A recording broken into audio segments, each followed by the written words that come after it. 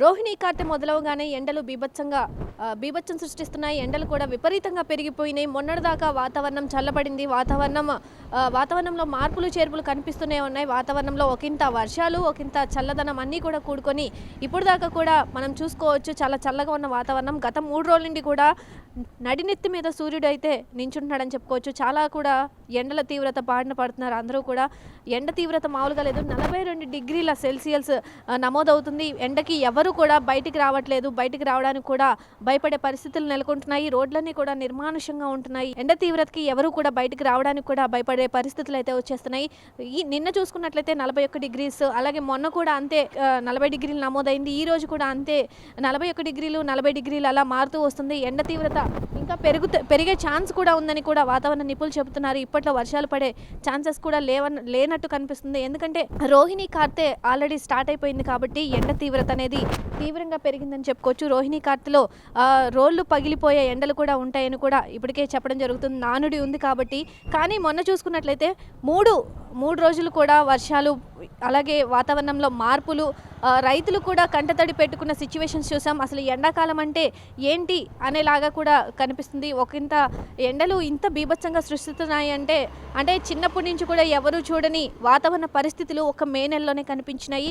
ఎప్పుడు వర్షాలు పడుతున్నాయో, ఎప్పుడు మబ్బులు వస్తున్నాయో ఏంటో కూడా తెలియని పరిస్థితి ఉంది. వాతావరణంలో అనేక మార్పులు చేర్పులు కూడా కనిపిస్తూ వస్తున్నాయి. కానీ ఇప్పుడు మే నెలలో మళ్ళీ మొదలైన ఎండలు, మళ్ళీ తీవ్రంగా ఎండలు, వడగాలులు వీస్తున్నాయి. వడగాలులు వీచడం వల్ల ఎవరు కూడా బయటికి రావడానికి కూడా హడలెత్తిపోతున్నారు అని చెప్పుకోవచ్చు. ఒక్కరు కూడా బయటికి రావడానికి కూడా భయపడిపోతున్న పరిస్థితులు అయితే నెలకొంటున్నాయి. ప్రస్తుతం విజయవాడలో ఎండలు కూడా బీభత్సం సృష్టిస్తున్నాయి. అలాగే ఎవరు కూడా బయటికి రావట్లేదు. ఒకవేళ వచ్చినా కూడా అనేక జాగ్రత్తలతో బయటికి రావాలని కూడా డాక్టర్స్ కూడా సూచిస్తున్నారు. అలాగే డీహైడ్రేట్ అవ్వకుండా కూడా వాటర్ దగ్గర పెట్టుకోవాలి. డీహైడ్రేట్ అవ్వితే కనుక ఖచ్చితంగా నీరసం వచ్చి కళ్ళు తిరిగిపోయే పరిస్థితులు ఉంటాయి కాబట్టి ఖచ్చితంగా వడదెబ్బ కూడా తగులుతుంది. కాబట్టి అందరూ చాలా జాగ్రత్తగా ఉండాలని కూడా డాక్టర్స్ సూచిస్తున్నారు. అనేక జాగ్రత్తలతో మాత్రమే బయటికి రావాలని అనుకుంటున్నారు.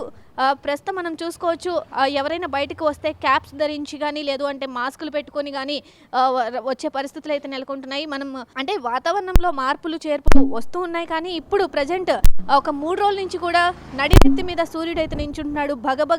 భానుడి బగబగ ప్రజలు బెంబెలెత్తిపోయే పరిస్థితులు నెలకొంటున్నాయి. విజయవాడలో ఎండలు కూడా చాలా మండిపోతున్నాయని చెప్పుకోవచ్చు. మరి ఈ ఎండలకి అందరూ కూడా చాలా జాగ్రత్తగా ఉండాలని కూడా ఆరోగ్య నిపుణులు కూడా సూచిస్తున్నారు. అందరూ కూడా ఆరోగ్యపరమైనటువంటి విషయాల్లో కూడా చాలా జాగ్రత్తలు తీసుకోవాలని కూడా సూచిస్తున్నారు. అలాగే చిన్నపిల్లలు ఎవరు కూడా బయటకు రావద్దు. ఎందుకంటే వాళ్ళు ఆడుకుంటూ మధ్యాహ్నం పూట బయటకు వస్తూ ఉంటారు కాబట్టి అటువంటి సిచ్యువేషన్స్ కూడా నెలకొంటూ ఉంటాయి. కాబట్టి చిన్నపిల్లలను కూడా ఎవరు బయటకు పంపించొద్దని కూడా వాళ్ళు సూచించడం జరుగుతుంది. అలాగే పెద్దవాళ్ళు అంటే వృద్ధులు, అలాగే చిన్నపిల్లలు కూడా చాలా జాగ్రత్తగా ఉండాలి. ఎక్కువ ఎఫెక్ట్ అవుతారు కాబట్టి, డీహైడ్రేట్ అవుతారు కాబట్టి వాళ్ళు కూడా చాలా జాగ్రత్తగా ఉండాలి. అత్యవసర పరిస్థితుల్లో మాత్రమే బయటకు రావాలని కూడా ఇప్పటికే డాక్టర్స్ సూచించడం జరిగింది. అలాగే వాతావరణ శాఖ నిపుణులు కూడా ఇంకా ఎండల తీవ్రత పెరిగే ఛాన్సెస్ ఎక్కువే ఉంటున్నాయి కాబట్టి, అందులోటి రోహిణి కార్తె కాబట్టి ఎండల తీవ్రత బాగా ఉంటుంది కాబట్టి చాలా జాగ్రత్తగా ఉండాలని కూడా వాతావరణ శాఖ కూడా సూచిస్తుంది.